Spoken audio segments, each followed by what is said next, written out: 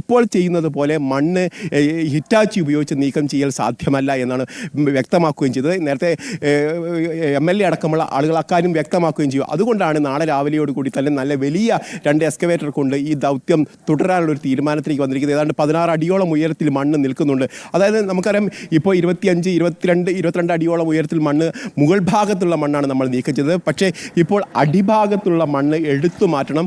മുകളിലേക്ക് കൊണ്ടുവന്നതിന് ശേഷം ലോറിയിൽ കൊണ്ടുപോയി തള്ളണം. അത് ശ്രമകരമായ ഒരു ജോലിയാണ് എന്നുള്ളതാണ്.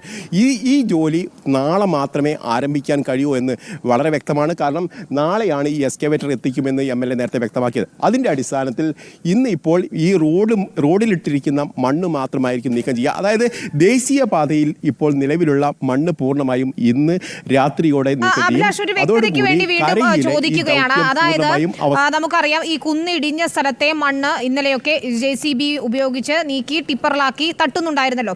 ആ ഭാഗത്തെ മണ്ണ് മുഴുവൻ നീക്കം ചെയ്തു. അവിടെയല്ല ഈ സിഗ്നൽ കിട്ടിയിരിക്കുന്നത്. തൊട്ടു താഴെ ഈ പുഴയോട് ചേർന്ന സ്ഥലത്താണ് സിഗ്നൽ കിട്ടിയിരിക്കുന്നത്. അവിടെയാണ് ഇനി പരിശോധന നടത്തേണ്ടത്. അങ്ങനെയല്ലേ? തീർച്ചയായിട്ടും ഇന്ന് കിട്ടിയിരിക്കുന്ന 3 സിഗ്നലുകളാണ്. ഈ 3 സിഗ്നലുകളിൽ 2 എണ്ണം ഈ മലയുടെ ഭാഗത്താണ്. ആ മലയുടെ ഭാഗത്തുള്ള മണ്ണ് പൂർണ്ണമായി നീക്കം ചെയ്തു കഴിഞ്ഞു. ഇനി പുഴയുടെ ഭാഗത്താണ് ഈ സിഗ്നൽ കിട്ടിയിരിക്കുന്നത്.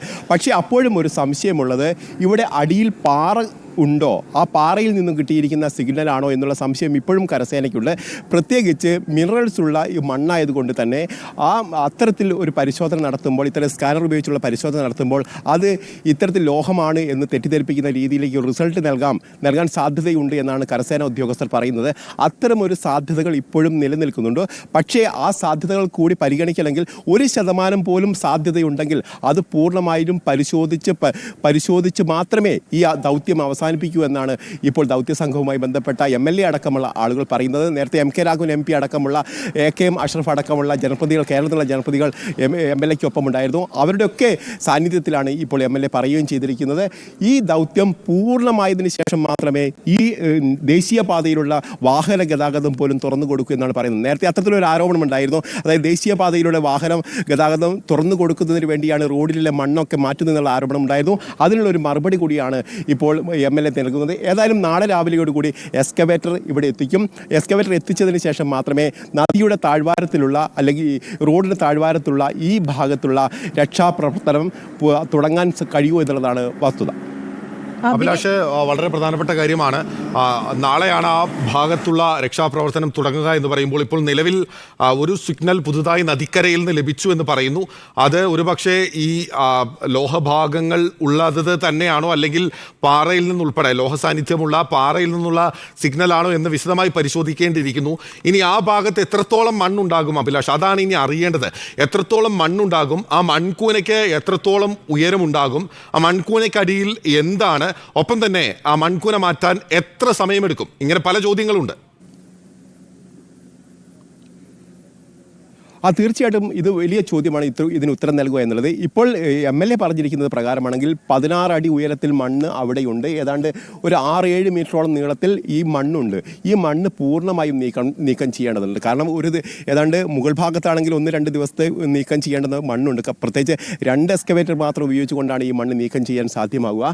അപ്പോൾ എത്ര ദിവസം ഇതിന് വേണ്ടി വരും എന്നുള്ള കാര്യത്തിൽ നമുക്ക് ഇപ്പോഴും ഒരു തീർച്ചയില്ല. ഒരു പക്ഷേ ഒരാഴ്ചയെങ്കിലും ഇതിന് വേണ്ടി വരാം എന്നുള്ളതാണ് നമ്മൾ മനസ്സിലാക്കുന്നത്. MLA കാര്യങ്ങൾ ചോദിച്ചപ്പോൾ പോലും ദിവസങ്ങൾ വേണ്ടി വരും എന്നുള്ള തരത്തിലുള്ളൊരു മറുപടിയാണ് അദ്ദേഹത്തിൻ്റെ ഭാഗത്തുണ്ടായത്.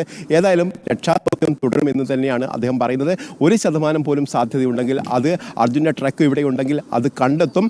അതോടൊപ്പം തന്നെ ഈ മണൽത്തിട്ട നദിക്ക് നടുക്കുള്ള മണൽത്തിട്ടയിൽ ഉണ്ടാവാനുള്ള സാധ്യത കൂടി തള്ളിക്കളയുന്നില്ല. അതിനൊരു പ്രശ്നമുണ്ട്. അവിടെ രക്ഷാദൗത്യം ആരംഭിക്കണമെങ്കിൽ മറ്റു ചില പ്രശ്നങ്ങളുണ്ട്. കാരണം പ്രധാനമായും പുഴയിൽ ജലനിരപ്പ് ഉയർന്നു നിൽക്കുകയാണ്. അതോടൊപ്പം തന്നെ കാലവർഷം ഉണ്ട്, കനത്ത മഴ പലപ്പോഴും പെയ്യുന്നുണ്ട്. അങ്ങനെയാണ് അവിടെ ഈ ഡ്രഡ്ജിങ് നടത്തിയാൽ മാത്രമേ അവിടെ രക്ഷാപ്രവർത്തനം ആരംഭിക്കാൻ കഴിയൂ. അതിൽ ഡ്രഡ്ജർ കൊണ്ടുവരേണ്ടത് ഒന്നുകിൽ ഗോവയിൽ നിന്നാണ്, അല്ലെങ്കിൽ മംഗലാപുരത്ത് നിന്നാണ്. ഈ ഇത്രയിൽ ജലനിരപ്പ് ഉയർന്നു നിൽക്കുന്ന ഘട്ടത്തിൽ ഈ ഡ്രഡ്ജർ കൊണ്ടുവരിക എന്നുള്ളത് വളരെ ബുദ്ധിമുട്ടേറിയ കാര്യമാണ് എന്നാണ് പറയുന്നത്.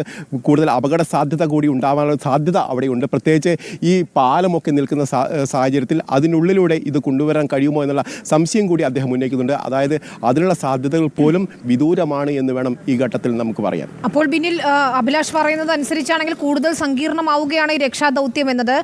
ഒരാഴ്ചയോളം വേണ്ടിവരും ആ മണ്ണ് മാറ്റുന്ന പ്രക്രിയ. ഞാൻ നേരത്തെ കരുതിയിരുന്നത് ഈ കരയോട് ചേർന്നുള്ള, അതായത് പുഴയോരത്ത് ചേർന്നുള്ള നമ്മൾ ഈ മണ്ണ് ഡംപ് ചെയ്ത സ്ഥലത്തെ മണ്ണ് നീക്കുക, അതുകൊണ്ടാണ് ഞാനത് കുറച്ചുകൂടി എളുപ്പമായിരിക്കുമെന്ന് ധരിച്ചത്. പക്ഷേ ഇത് തൊട്ട് താഴെയാണ്, പുഴയിൽ പുഴക്കര എന്ന് തന്നെ പറയാവുന്ന സ്ഥലത്താണ്. അപ്പോൾ അവിടെ നിന്ന് മണ്ണെടുത്ത് അത് കരയിലെത്തിച്ച് കരയിൽ നിന്ന് ടിപ്പർ വഴി കൊണ്ടുപോകണം. അപ്പോൾ വലിയ സമയമെടുക്കും, ഒരാഴ്ച എന്തായാലും വേണ്ടിവരുമെന്നാണ് ഇപ്പോൾ അഭിലാഷ് റിപ്പോർട്ട് ചെയ്തത്. എനിക്ക് അഭിലാഷിനോട് ഒരു ചോദ്യം കൂടിയുണ്ട്. അഭിലാഷ്, ഈ പുഴക്കര എന്ന് പറയുമ്പോൾ ആ ഭാഗം മുഴുവൻ മണ്ണ് മൂടിക്കിടക്കുന്നതാണ്, ദൃശ്യങ്ങളിലൂടെ വ്യക്തമാണ്. ഈ റോഡ് ക്ലിയർ ആക്കുന്നതിന് വേണ്ടി മണ്ണെടുത്ത മണ്ണ് ആ പുഴക്കരയിലേക്ക് തന്നെയല്ലേ ഡംപ് ചെയ്തിട്ടുള്ളത്? അങ്ങനെ ഒരു മൺകൂന രൂപപ്പെട്ടിട്ടില്ലേ അവിടെ?